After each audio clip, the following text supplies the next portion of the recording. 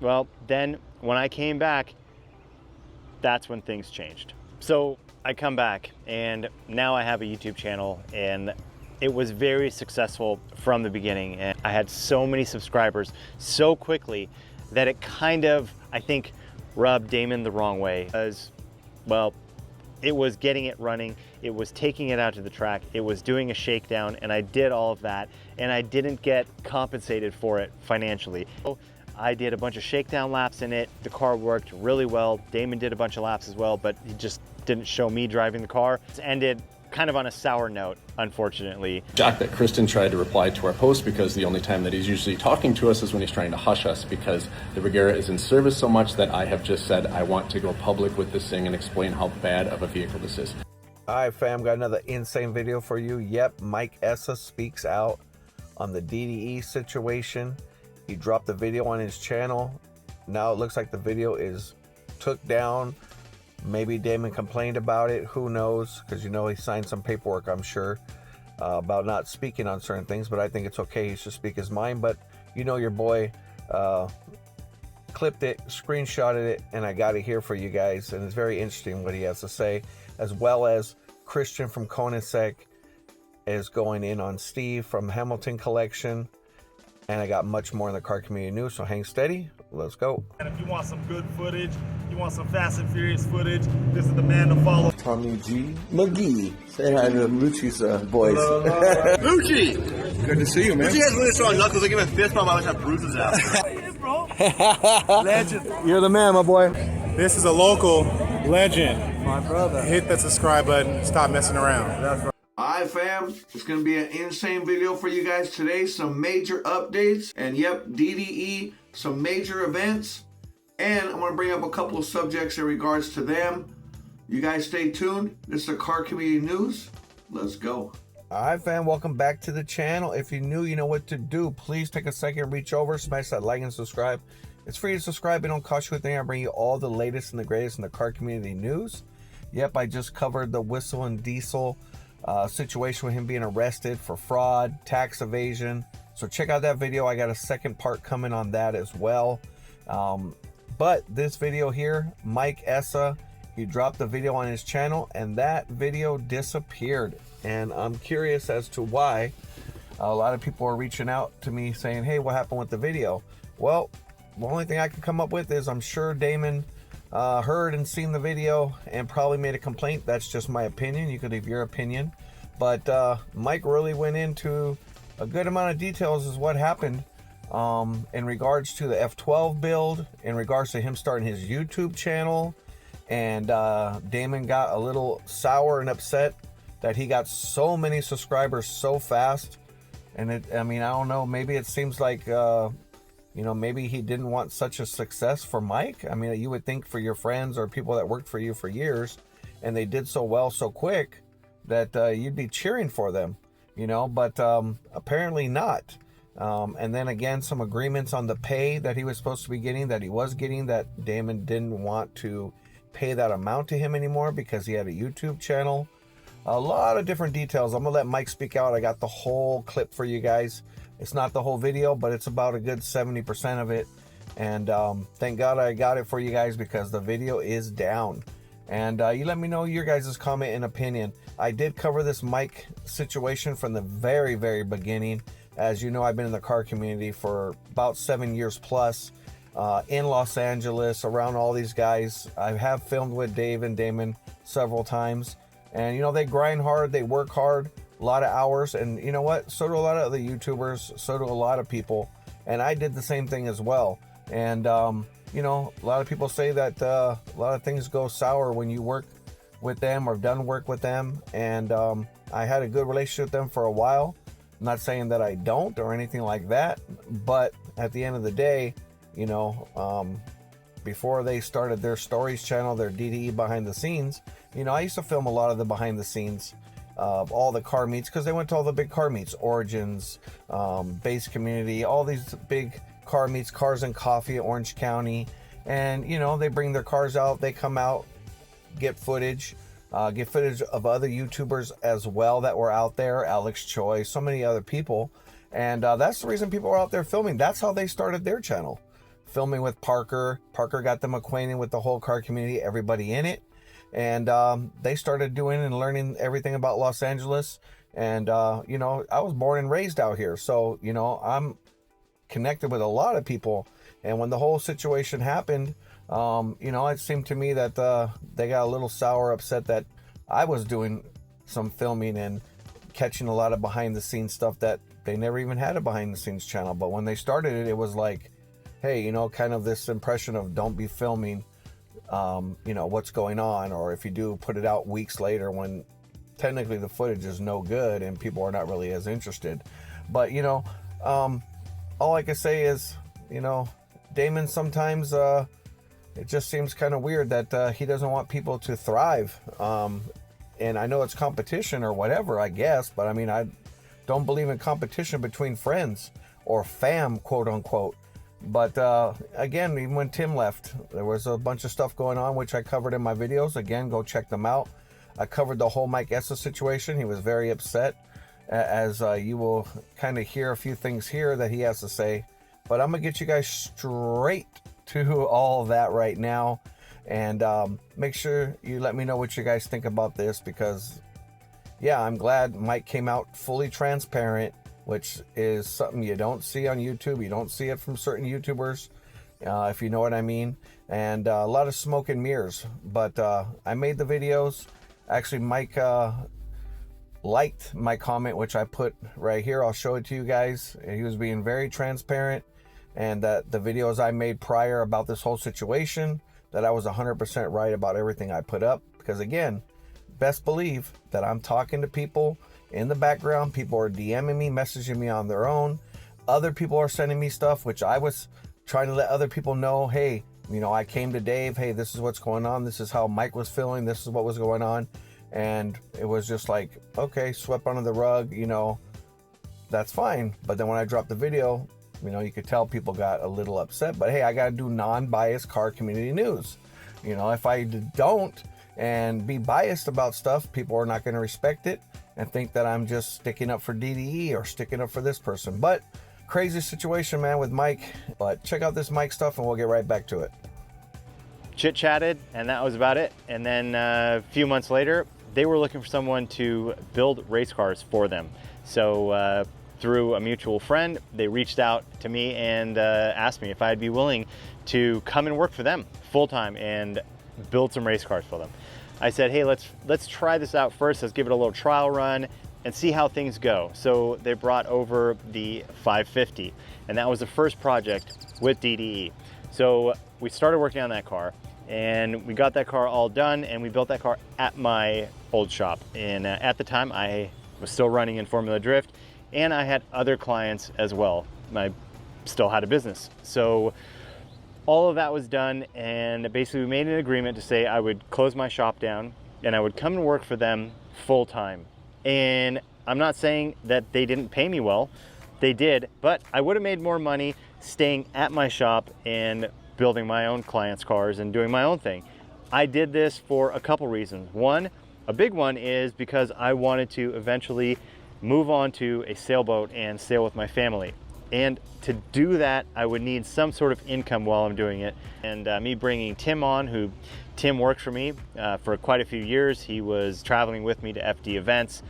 Tim was kind of my right-hand man. He just helped me out with anything that I needed in the shop. So once I, kind of started working with DD, it wasn't very long after that they realized that I was actually good on camera and people were interested in hearing me talk and explain things. So then that gave Damon and Dave a little bit more freedom, because obviously, guys, making videos every single day is a lot of work. It's a lot of stress. So they decided to have me host the build videos, and most of the time they weren't even here or they weren't even in California or at the shop. They were back in Canada with their families, spending time with their families, so the F12 kind of got pushed to the back, and we didn't touch it for some time. It just kind of sat there. So in my mind, panning out how long this build is going to take, it's going to be at least a year plus, depending on how many parts we can get, depending on how the parts come in, if there's any delays. Obviously, we're doing something that has never been done before, building this F12 into this insane drift Gymkhana style car. So with the F12 build on hold, they kind of had me do other things, other builds, minor stuff, but also just do more on-camera stuff and host more episodes that were not really what I wanted to do, but it was something that was good for the company. So videos where I was taking Dave's Bentley around or taking the 599 somewhere or whatever it might have been. It was stuff that was making videos, which content is king, right? Videos where I was taking Dave's Bentley around or taking the 599 somewhere or whatever it might have been. It was stuff that was making videos, which content is king, right? They have this huge overhead and they need to put out a video every single day. So a lot of that got put on me, and I was willing to do it. I said I would work for them, and even though the scope of what I had planned on doing, building these cars, and them just coming and filming me working on the car and then going and doing their own thing, this had changed, right? Now I'm a host, and now I'm not even building cars. I'm out driving cars around, taking cars to different shops, picking up stuff.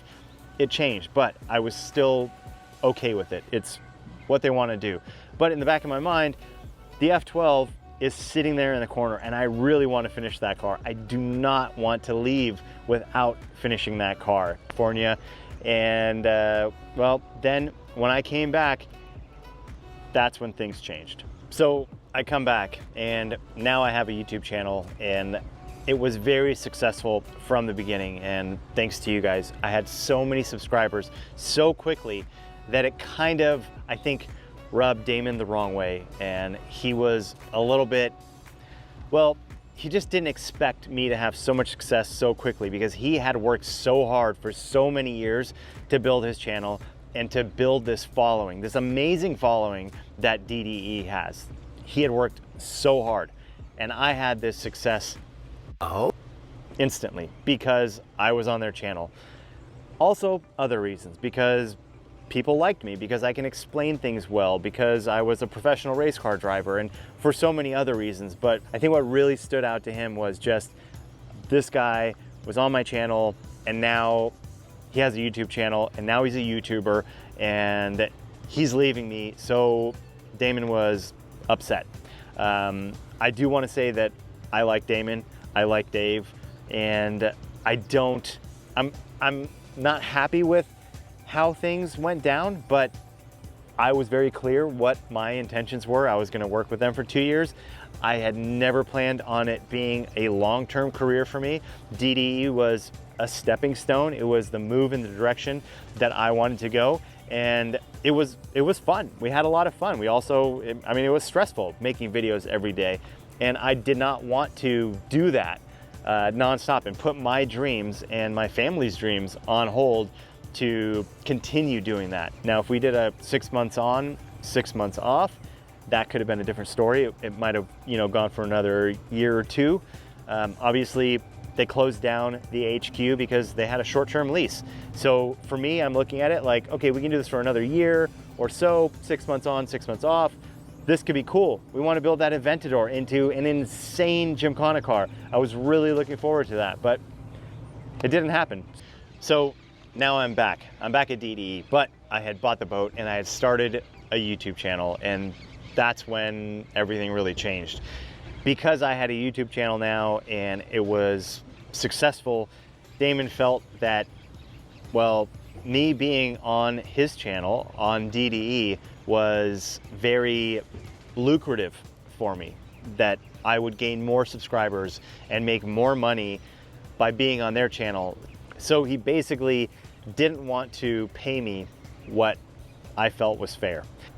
I said, well, that's how you feel, and I can't change how you feel, but I did say that I was going to finish this car off. Now, what does finished mean on a car like that?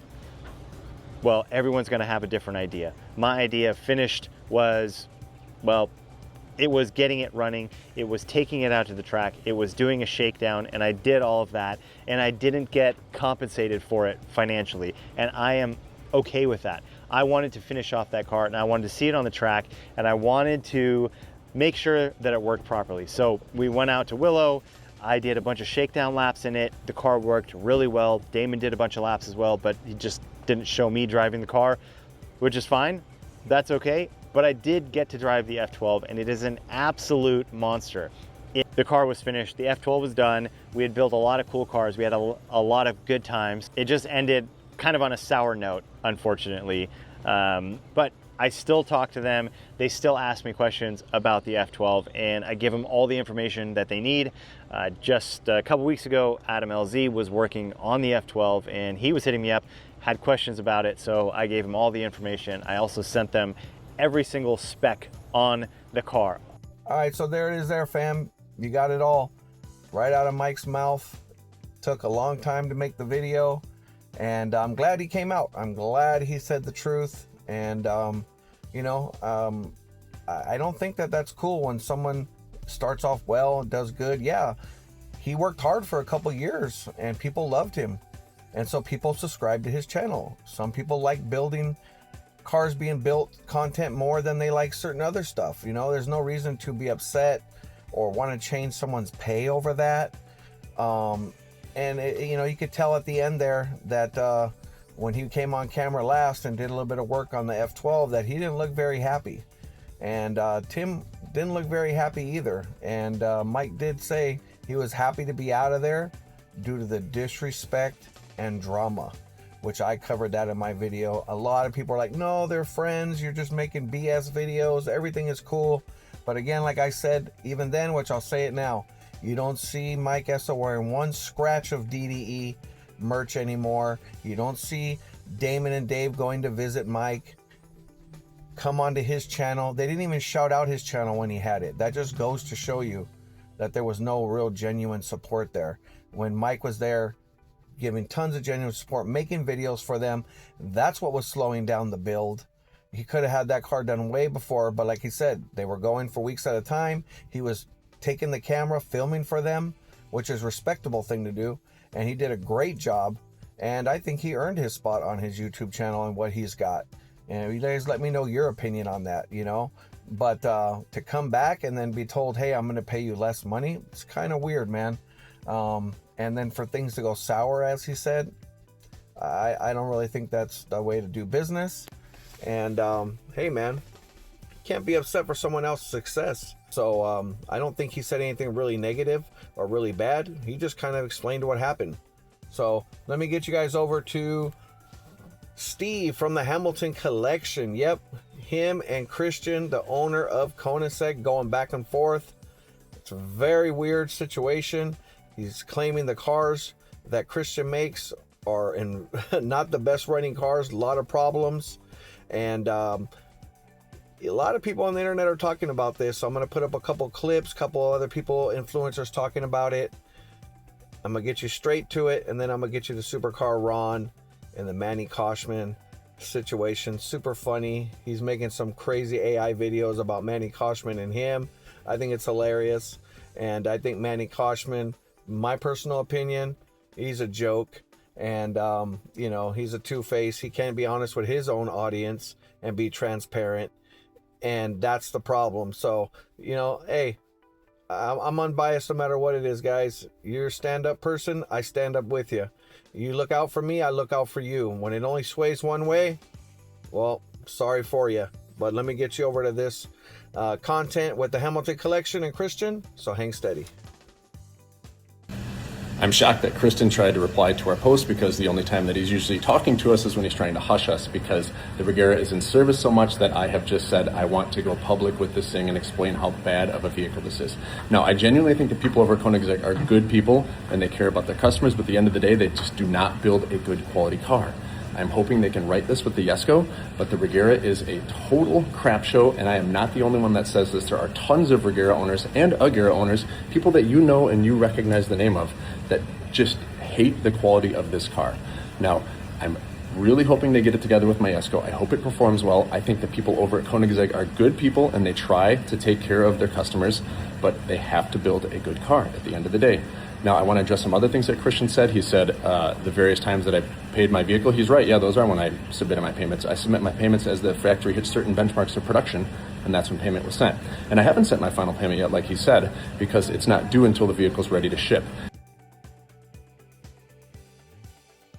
Hey guys, CVK here. Well, I didn't see that one coming, so let's talk about it. This guy He put in his second payment for the car in the beginning of the year, and he's finally spec'd the car in May.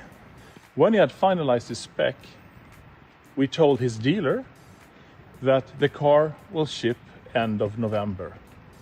We're final test driving it as we speak, and it's going into polishing.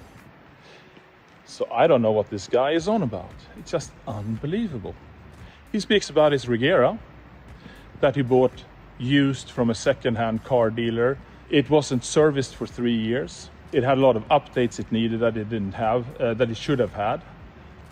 We even flew out and helped with that because we wanted it to work, and he had ordered a Jesko and so on.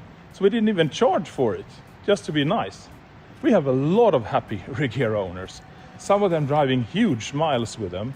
And now he says it's been in for service for 2 months. No, it has not. We checked with our dealers. It was shipped in 3 days ago to a dealer. And if he did not like that he could not get it to that dealer quicker, there are other Koenigsegg dealers. We have over 12 Koenigsegg dealers in the US. They haven't been without their problems. These extreme cars usually tend to have some issues, especially in the beginning of series. But we always upgrade and take care of it to make sure that even the early cars are in the end as good as the last ones. So here we have the car we're speaking about. Beautiful spec, custom spec. Yeah. What am I supposed to do now? I mean, it's an interesting situation, and it's not finally paid for. So, Has an amazing collection of cars. But what I want to understand is, why does a non-profit, a 401c3, own all his cars? Like, is he feeding poor kids by driving his Bugatti by and they get to sit in it and they forget they're hungry? Like, what is the point unless he's just evading taxes and saving 40% on taxes, and he's able to have this amazing collection and save 40% on his taxes? Can someone please correct me if I'm wrong, or tell me if this is true? Because he doesn't want to admit it or say it, but I'm really curious because I think he's really scamming the system. The Hamilton collection has an amazing collection of cars. All right, guys, I came out to like 6 cops at my door today, and they say there's a warrant for tax evasion from the state. Not sure what it's for. Paid all my taxes. Federal taxes all paid up too. We have monthly checks to go out from our accountant, so not sure what it's for, but if you're watching this, probably in jail. And no one gave us a notice on what it could have been for first, so. Steve Hamilton continues to flame Koenigsegg in 2 recent Instagram stories. One of them being, "I will no longer be silenced by Thanos von Koenigsegg. Deliver me my fucking car." The amount of Koenigsegg owners that have dealt with issues is mind-blowing. Then he posted another one saying he's been waiting 5 years for the delivery of his Chimera with no end in sight. His Regera has been in service for 2 months, and his Jesko is 2 years late for shipping, and now it's 2 weeks late from its other date. And I fuck with this sort of behavior heavily, because if you're gonna be one of these companies making multi-million-dollar cars, you better have elite customer service and your cars better be done on time. And I guarantee he's had way more issues than he's talking about, because for him to take this to his public Instagram story where hundreds of thousands of people will see, it must be pretty serious and something that hasn't been resolved. He must be in contact with the people at Koenigsegg, so I guarantee whatever's going on behind the scenes is worse than what he's posting about. I guarantee every single Koenigsegg allocation owner has put down a massive deposit on their car. I'm talking 6 figures, sometimes even 7 from what I've heard. People were mad at Tesla for taking $100 allocations for their Cybertruck. Imagine sitting on $1 million for 5 years with no car. I'd be pissed too. He has every right to be upset about this, and I'm so glad he's speaking about it, because most rich billionaires would keep their mouth shut because they want to get the next car allocation and they don't want to put a bad name out there and they want to be friends with this guy. Mad respect. Let me know what you guys think of this situation. I think it's pretty funny. All right, so let me know your guys' opinion on this situation, man. I mean, I kind of see Steve's side. I kind of see, where he's coming from, Mr. Hamilton collection, and what he's saying about these cars. He showed all the breakdown pictures of this car being broke down all the time. He's been waiting a lot of years for the other vehicle. But on the flip side, Christian says, hey man, we barely received this car. The one that they're fixing for free for him. And that his car is miraculously done now, that it's getting polished. and is pretty much ready for delivery, but he didn't make the last payment. So what should he do with the car? Kind of implying, hey man, should I sell it from underneath him and not give it to him now because he's kind of giving me a hard time online. But this is what happens when you speak out, guys. When you speak your mind and tell the truth and say it like it is, some people really don't like it, and that's kind of unfortunate. I don't think that's the way to do business. You know, it shows some pettiness, and it shows that what type of person you are, okay? They could have made some phone calls behind closed doors and got it done, which I'm sure happened prior, but to go on video and say something about pretty much not sure if I'm gonna even give you your car now, I don't know about that, man. But hey man, hopefully they clear up that situation and move forward. And they're beautiful cars, and I'm sure because they're kind of new when it comes to building cars that they're gonna have a lot of kinks. So now let me get you over to Supercar Ron. Yep, he is the one with the Valkyrie. When I went to Monterey Car Week this year, I got a lot of footage with it, and it's the bedazzle one, man. It's pretty bad. The dude has a major car collection. Super cool, humble dude. It seems like he does a lot of fundraiser stuff.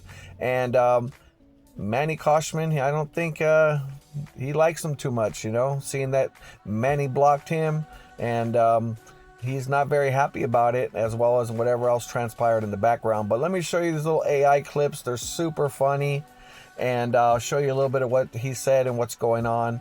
I'll put a couple clips here and show you what he's talking about, and you guys let me know what you think, and then we'll get right back at it. My guy. Good to see you, brother. Great success. Yes, sir. Back there. I'm hanging. It's wild. Wait till we hit that turn. Do it. I've got trust. All right, here we go. Hang on back there. I'm hanging. It's wild. Wait till we hit that turn. Do it. I've got trust.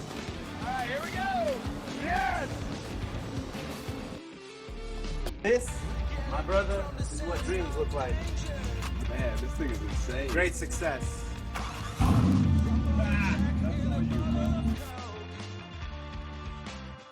To my brother from another coast, you show up big every time. Heart, muscle, and that terrible hat. I'm lucky to call you my friend. To you, great success. Cheers, man. Thanks for being my best friend. Good night. Anytime, man. Night.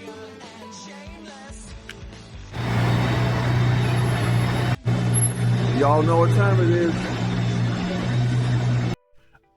All right, so let me know what you guys think about Supercar Ron, Manny Koshman. You know, he's taking some jabs at him. I'm sure it's because Manny is a little bit petty, and I can tell you that firsthand due to the fact when I made a few videos, he tried to get him took down, obviously to hide his federal charges and what his little scams and stuff he was allegedly doing, which I can't even say allegedly because he got found guilty, he got sentenced, he got community service, he had to pay some big fines. And when anybody mentions any of these comments on his videos, he just ignores those comments. And then I even showed a couple videos. If you go watch my videos on Manny Koshman I show you the comments people put, and then he deletes the comments and only replies to people that are pretty much right in his nutsack and stuff like that. And a lot of these people, especially when they start selling courses, they're not really the people you think they are. They're into scams and all kinds of crap, and they burn people to get up to where they got, you know. And you know, it looks like Supercar Ron's a stand-up dude, and he's not taking it sitting down. So let me know what you think about that. Let me know what you think about the whole Mike Essa situation and the F12 and kind of some of the pettiness that went on when he started his YouTube channel. Let me know what you think about that. And also let me know what you guys think about the Hamilton collection, Steve and Christian. Appreciate you guys leaving a comment. Hit that like button. Don't miss the Whistle and Diesel video I just dropped right before this with his tax evasion fraud. This whole Montana plate thing situation. There's so many hypercars and supercars registered in Montana and other places that have no tax really. And the government is cracking down on it. California is cracking down on it. And I think they're going to make an example out of old Cody. So, and so I got another follow-up video with some more information that I found online. Some more stuff about his arrest record. He has 2 felonies pending. And people think it's only this Ferrari thing. It's not. So appreciate you watching. I'll see you on the next video. All right, fam, if you made it through the whole video, I appreciate you. Thanks for watching. And again, appreciate all the new subscribers. Appreciate you hitting the like button. And I'll see you on the next video. Peace. But I don't want this build to just be a bolt-on coilovers, body kit, wheels, wrap. That isn't a build. I want to build a car. You trust, or you don't rust. I'm working today, brother. I gotta get my butt back home and start editing these videos for you. We right here chilling. You guys know what time it is, man. Hanging out with Lucci, Mr. YouTube, man. You better follow his ass, because if you don't, I come in fast and furious and get you. You know what I'm saying? I ain't playing, dog. It's a face of no plan. Check it out. Boom.